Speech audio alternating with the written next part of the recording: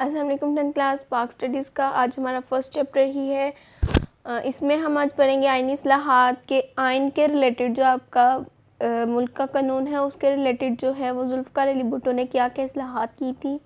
तो जुल्फ़िकार अली भुट्टो के दौरे हुकूमत में पाकिस्तान का मुत्तफ़िक़ा आइन 1973 नाफिज किया गया। अब यहाँ पर आप देख सकते हैं कि जो जुल्फ़िकार अली भुट्टो का दौर है वो 1971 से लेके 77 तक है। ठीक है, तो इसमें क्या किया गया था कि 1973 यानी इन्हीं के दौर में क्या किया गया था कि तमाम जो सरकारी जो लोग थे और जो पार्टियां थी, ठीक है, सियासी पार्टियां, उनकी जो है वो राय से, उनके मशवरे से जो है वो उस चीज़ पे एग्री थी। तो जो है वो कानून बना के वो नाफिज किया गया, यानी उसको पब्लिश किया गया और उस पर जो है वो अमल दरामद करवाया गया। अब इस दौर में जो आइनी तरमीम हुई हैं, तरमीम कहते हैं चेंजिंग को, यानी कोई चीज़ पहले इस तरह की थी फिर उसको चेंज करके जो है वो थोड़ा बदल दिया गया, या जो है वो उसमें इस्लाहात की गई, यानी उसको जो है वो क्या किया गया कि डेवलप किया गया। ठीक है, कुछ चीज़ें उसमें ऐड की गई, कुछ चीज़ें उसमें से माइनस की गई। ठीक है, वो सारी जो है उन चीज़ों को हम तरमीम कहते हैं। तो फर्स्ट चेंजिंग ये हुई थी 1974 में हुई थी। ठीक है, पहली तरमीम में चारों सूबों की हदूद के तयन के अलावा फाटा को पाकिस्तान का हिस्सा करार दिया गया।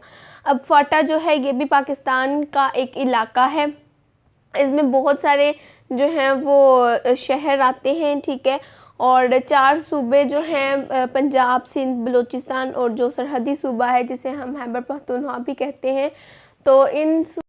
तो इनके अलावा क्या किया गया था कि फाटा जो है वो एक इलाका है और उसको क्या किया गया था कि पाकिस्तान का हिस्सा करार दे दिया गया था। ठीक है, और दूसरी तरमीम यानी जो सेकंड चेंजिंग हुई थी वो हमारी हुई थी 1974 में। और दूसरी आइनी तरमीम में कहा गया कि नबूवत का झूठा दावेदार या हज़रत मोहम्मद सल्लल्लाहु अलैहि वसल्लम को आखिरी नबी ना मानने वाला हरगिज़ मुसलमान नहीं होगा। तो यानी जो लोग जो हैं वो नबूवत का दावा करेंगे। अब जैसे कुछ ही देर पहले क्या किया था कि लाहौर में शायद एक जो है वो नबूवत का दावेदार था, तो ये लोग जो हैं ये या फिर हज़रत मोहम्मद सल्लल्लाहु अलैहि वसल्लम को जो आखिरी नबी नहीं मानेंगे, उनको क्या किया गया था कि वो मुसलमान नहीं हो सकते। ठीक है, अब आगे जो तीसरी तरमीम यानी थर्ड जो चेंजिंग हुई थी वो 1974 में हुई थी। तीसरी आइनी तरमीम में हर वो शख्स जो पाकिस्तान की सालमियत को नुकसान पहुंचाए मुल्क का दुश्मन करार दिया गया, यानी जो मुल्क के जो रिसोर्सेज हैं, जो उसके जो हैं वो सीक्रेट्स हैं, वो अगर किसी के साथ शेयर करेगा तो उसको क्या किया जाएगा कि पाकिस्तान का दुश्मन करार दिया जाएगा। ठीक है, आगे आपकी चौथी तरमीम है यानी 4 वाली तरमीम है, 4 वाली चेंजिंग है और ये हुई थी 1975 में। चौथी यानी तरमीम के ज़रिए से अक़लियतों के लिए कौमी असम्बली में 6 नशिस्तों का इजाफा किया गया। अक़लियत कहते हैं कि जो कम होता है। अब जैसे आप जब बनाते हैं पानी में अगर आप शुगर मिक्स करते हैं तो आप क्या करते हैं कि पानी ज़्यादा होता है और शुगर जो चीनी है वो कम होती है। तो जो शुगर होगी वो क्या होगी, अक़लियत में होगी, और जो पानी होगा वो क्या होगा, अक्सरियत में होगा। तो ये पाकिस्तान में जो अक़लियतें हैं जैसे क्रिश्चियन हैं, ठीक है, फिर उसके अलावा भी बहुत सारी एग्जांपल्स हैं। ठीक है, अब देखना तो जो क्रिश्चियंस हैं उनकी हम एग्जांपल लेते हैं कि वो जो हैं वो कम है। पाकिस्तान की जो अक्सरियत है वो मुसलमान है। ठीक है, और अक़लियतें जो हैं उनके लिए जो कौमी असम्बली है, यानी जो आपका है कौमी असम्बली, उसमें उनकी 6 जो हैं वो सीट्स जो हैं उनका इजाफा किया गया था। ठीक है, उसके बाद आगे 5वीं तरमीम यानी 5th वाली तरमीम जो है वो है 1976 में हुई थी।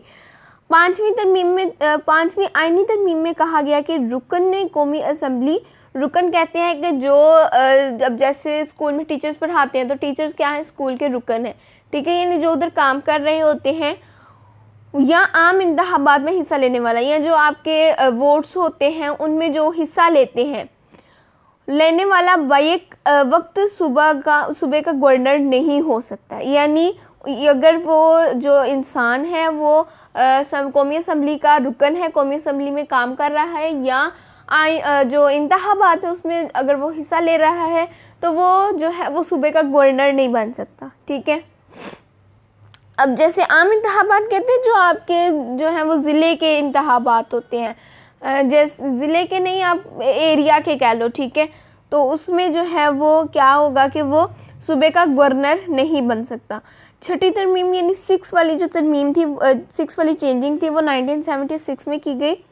छठी आईनी तरमीम में सुप्रीम कोर्ट के चीफ जस्टिस और हाई कोर्ट्स के चीफ जस्टिस, यानी सुप्रीम कोर्ट जो है ये भी एक कोर्ट है यानी जिसमें अदालत, ठीक है, और इसके चीफ जस्टिस जो हैं, ठीक है, और हाई कोर्ट जो है ये भी एक अदालत है, और इसके जो चीफ जस्टिस हैं उनकी मुद्दत मुलाजमत यानी उनकी जो ड्यूरेशन है, उनकी जॉब की जो ड्यूरेशन है वो, और रिटायरमेंट की उम्र का तयन किया गया। यानी ये उनको जो है वो बताया गया कि आपकी जॉब जो है वो कितनी रहती है और आपकी जो रिटायरमेंट एज है वो क्या है। 7वीं तरमीम जो 7 वाली तरमीम थी वो 1977 में की गई। 7वीं तरमीम आईनी तरमीम के ज़रिए से वज़ीर आज़म को ये हक़ दिया गया कि वो मुल्की हालात के पेश नज़र किसी मामले में रिफंड के लिए सदर को मशवरे दे सकता है। यानी जो पहले जो था हक़ सारा वो सदर को था, लेकिन जब 7वीं चेंजिंग की गई तो उसमें ये कहा गया कि जो वज़ीर आज़म है वो सदर को जो है वो मशवरा देगा कि किस तरह से मुल्क जो है वो बेहतर हो सकता है। अब आगे है इंतज़ामी इस्लाहात, यानी जो आपका इंतज़ाम है पाकिस्तान का, उसमें क्या उन्होंने जो है वो डेवलपमेंट की थी। जुल्फ़िकार अली भुट्टो ने दूसरे ममालिक के सरबराहों के साथ ताल्लुकात कायम करने और पाकिस्तान को अज़ीम अक़वाम की सफ़ में जायज़ मकाम दिलाने के लिए 1972 में पाकिस्तान, अफ़गानिस्तान, चीन और रूस वगैरह के दौरे किए। उन्होंने क्या किया गया था कि अफ़गानिस्तान, चीन और रूस वगैरह जो इस तरह के ममालिक हैं इनके दौरे किए, इनको विज़िट किया ताकि इनके साथ जो पाकिस्तान के ताल्लुकात हैं उनको ठीक किया जा सके। और इसके बाद जो है वो भारत के साथ शिमला मुआहदा किया। शिमला मुआहदा जो है ये इंडिया के रिलेटेड कश्मीर के रिलेटेड जो है वो कोई मुआहदा था। इसकी डिटेल्ड वीडियो मैं फिर से अपलोड करूँगी क्योंकि ऐसे ये ज़्यादा लंबी हो जाएगी, ठीक है। तो ये मुआहदा किया था और इसके नतीजे में क्या हुआ था कि 1971 की जो जंग थी उसमें जो कैद किए थे इंडिया ने, मुसलमान जो कैद किए थे उनकी वतन वापसी मुमकिन हुई, उनको जो है पाकिस्तान में दोबारा भेज दिया गया। भुट्टो हुकूमत ने सिविल सर्विस ऑफ पाकिस्तान के ढांचे और पुलिस के निज़ाम में इस्लाहात की, यानी जो पुलिस का निज़ाम है उसमें जो है वो उन्होंने डेवलपमेंट की थी, उनकी तरबियत की थी। 1974 में लाहौर में इस्लामी सरबराही कॉन्फ्रेंस का ना सिर्फ इनकाद किया बल्कि मुस्लिम उम्मा जो है, उसको उम्मत ही इसका मीनिंग है, उसके इत्तेहाद के लिए ग्रां कदर हिदमात भी सरअंजाम दी। यानी 1974 में क्या हुआ था कि लाहौर में इस्लामी सरबराही कॉन्फ्रेंस का, यानी इस्लामी सरबराही कॉन्फ्रेंस जैसे हम पढ़ते हैं कॉन्फ्रेंस, गोलमेज कॉन्फ्रेंस, ठीक है, उसी तरह से कॉन्फ्रेंस हुई थी और उसमें क्या किया गया था कि मुस्लिम उम्मत का जो इत्तेहाद है उसको जो है वो ज़्यादा जो है उस पर अवेयरनेस दी गई थी कि आप लोग इत्तेहाद से रहें। मसला कश्मीर को दुनिया भर में उजागर करने में जुल्फ़िकार अली भुट्टो ने अहम किरदार अदा किया, यानी लोगों को बताने में जो मसला कश्मीर है, कश्मीर का जो मसला है वो लोगों में बताने के लिए जुल्फ़िकार अली भुट्टो ने क्या किया था कि इसमें अपना जो है वो किरदार अदा किया था, यानी इसको जो है वो दुनिया के सामने उजागर किया था, दुनिया को बताया था।